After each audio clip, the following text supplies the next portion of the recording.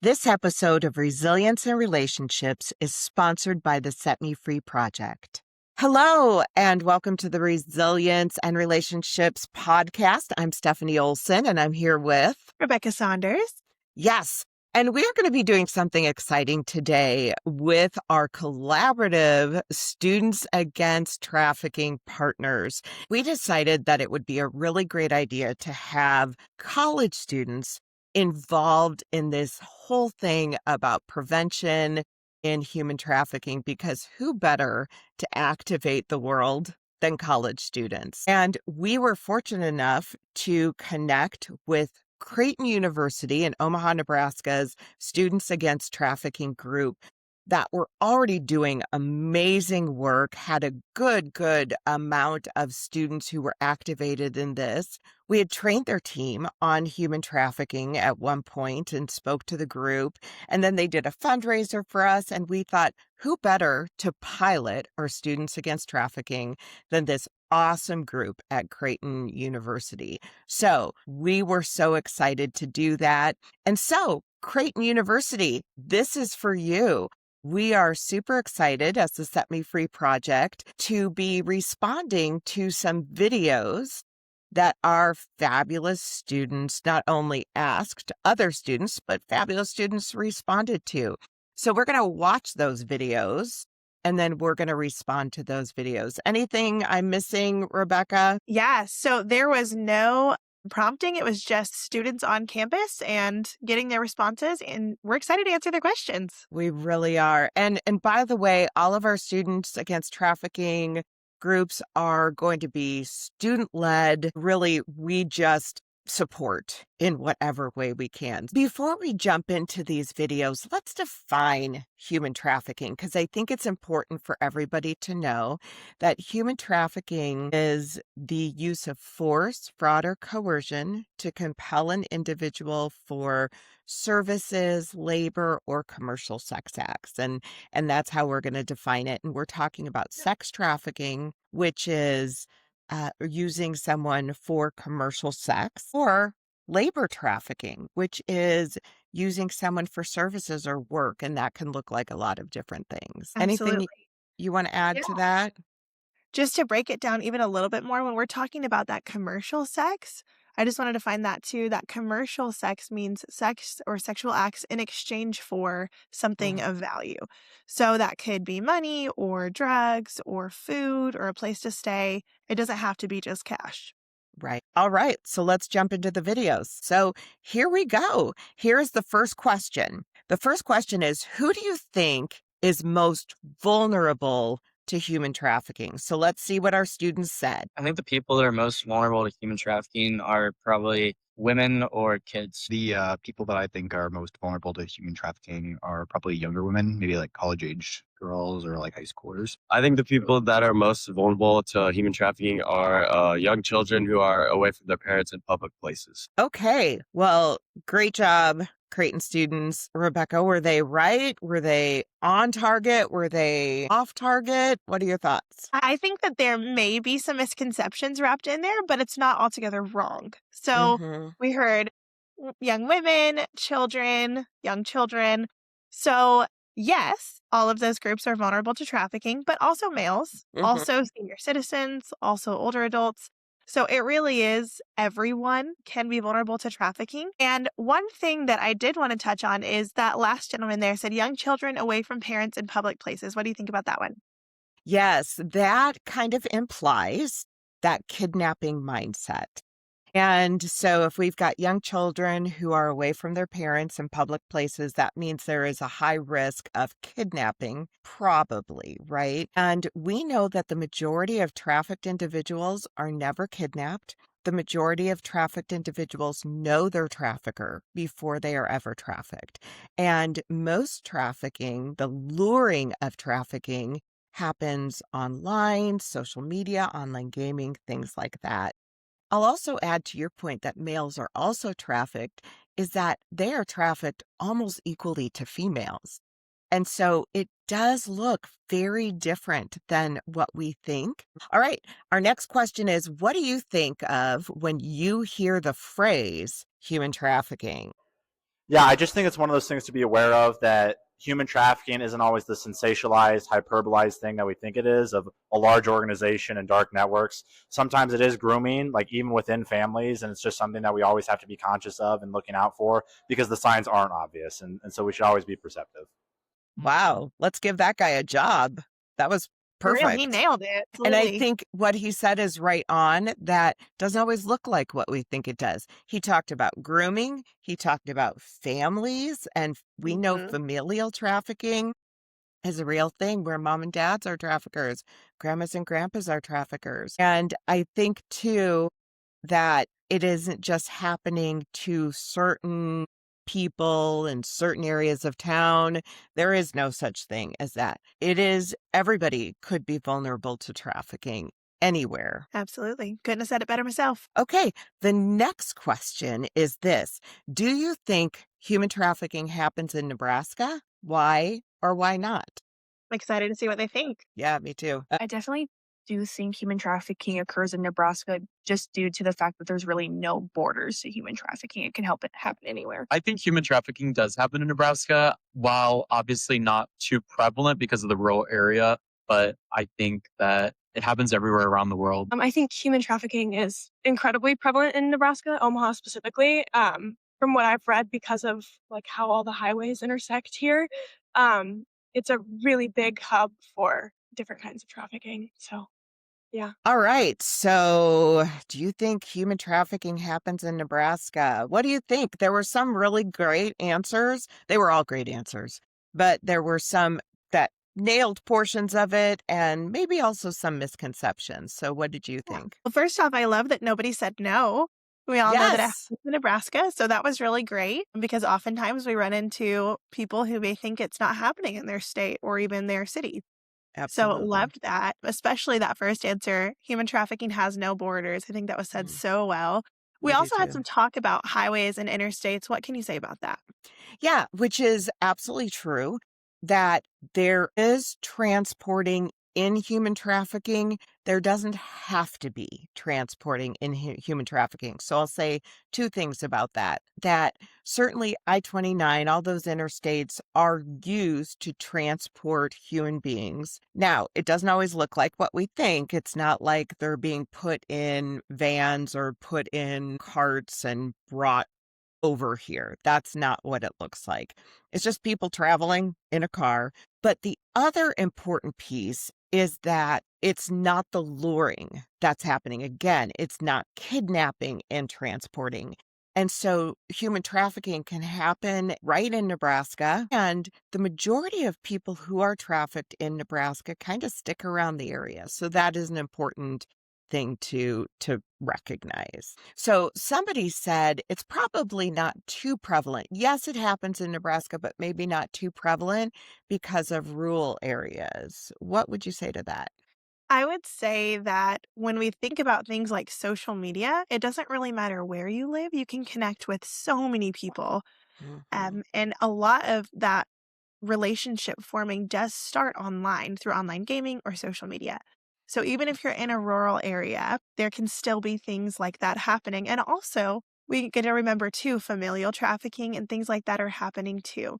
You don't necessarily have to have face-to-face contact Mhm. with a lot of people in order to be trafficked. Yeah, that's a really good point. And I would add to that, not only is it happening in rural areas, but we are seeing it a lot in rural areas. So that mindset that it's happening in big cities, because I think somebody else said very prevalent in Omaha and rural areas. And so I do think that's important to mention. That person who said that it is prevalent in Omaha also said that we are a hub for trafficking, and she is right on. We are absolutely a hub for human trafficking. And what I will say to that is Nebraska as a whole.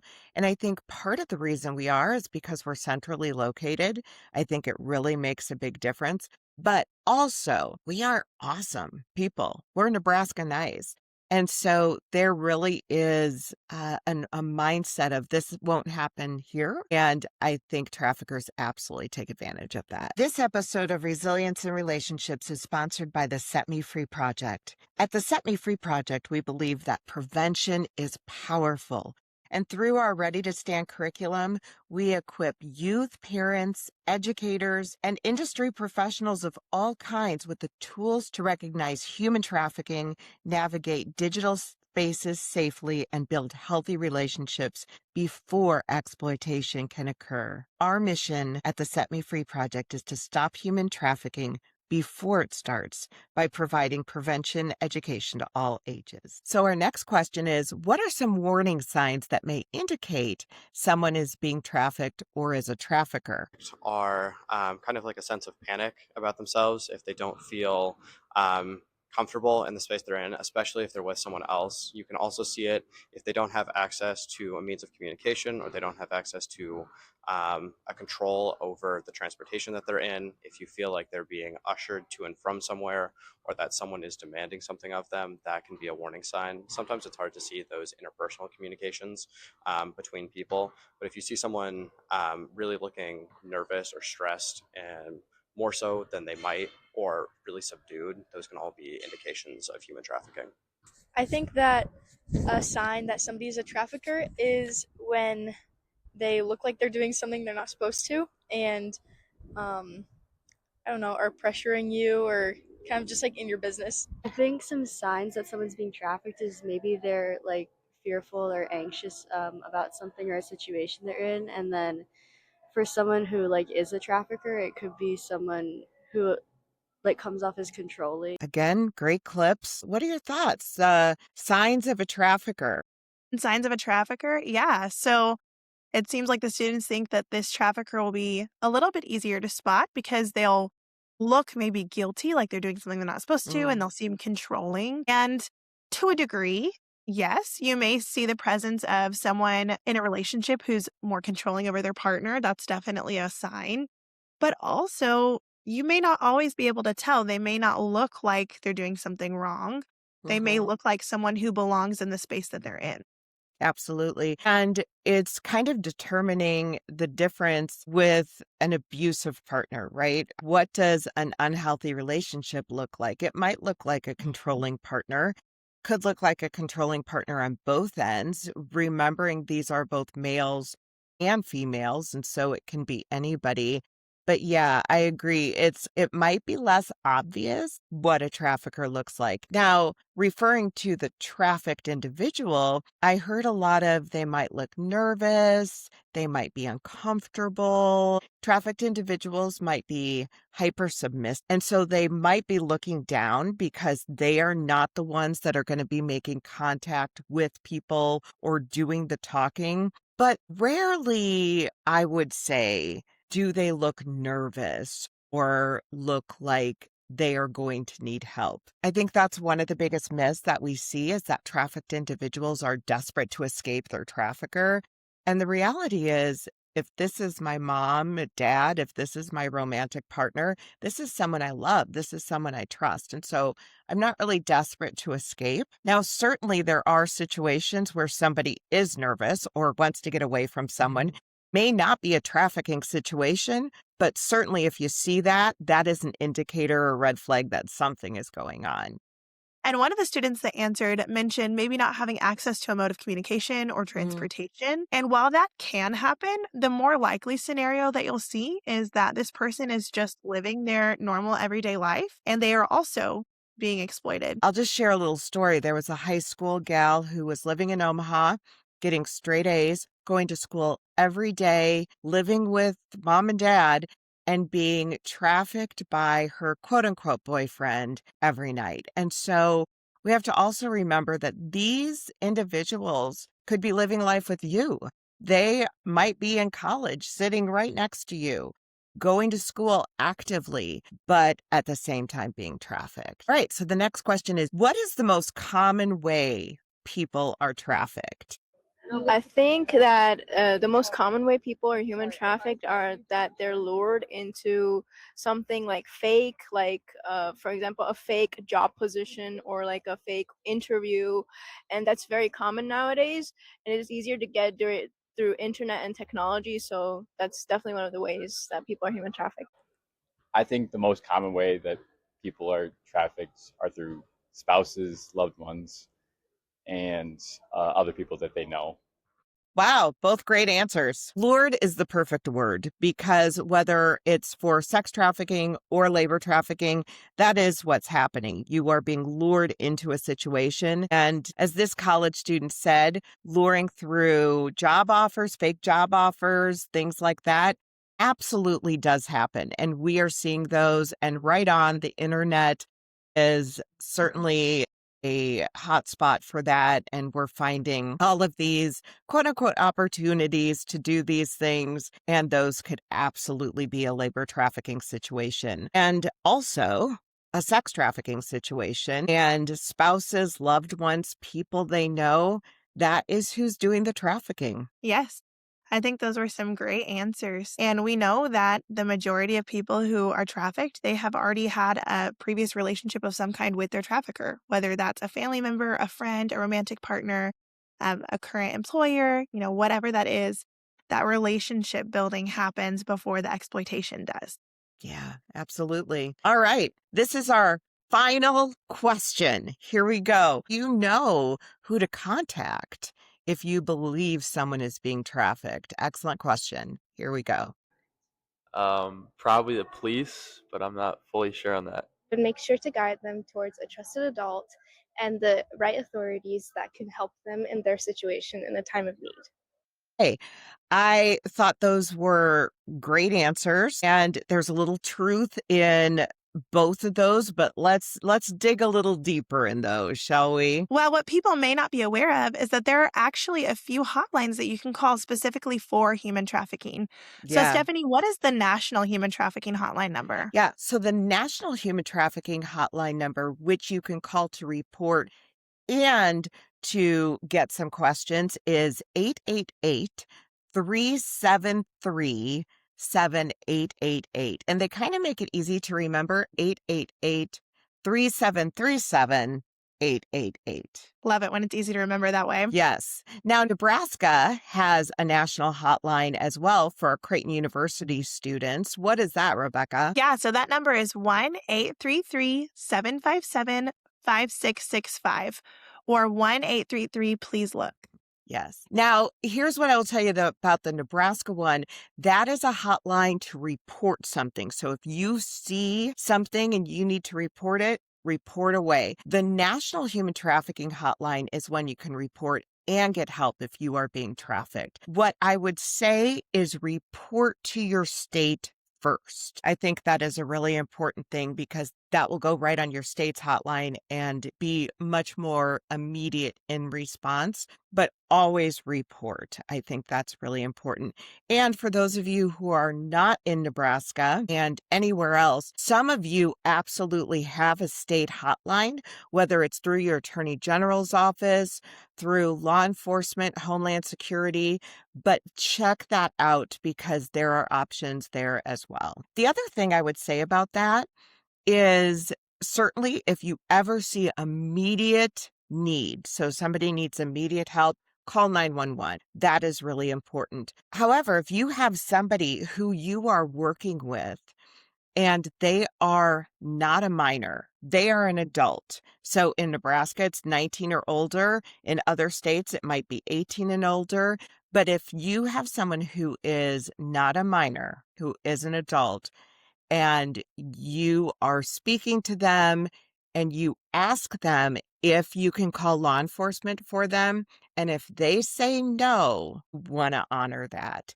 Because number one, not only will it waste law enforcement's time, because if they're not willing to talk to law enforcement, it's going to definitely, they're going to come out and there's nothing they're going to be able to do.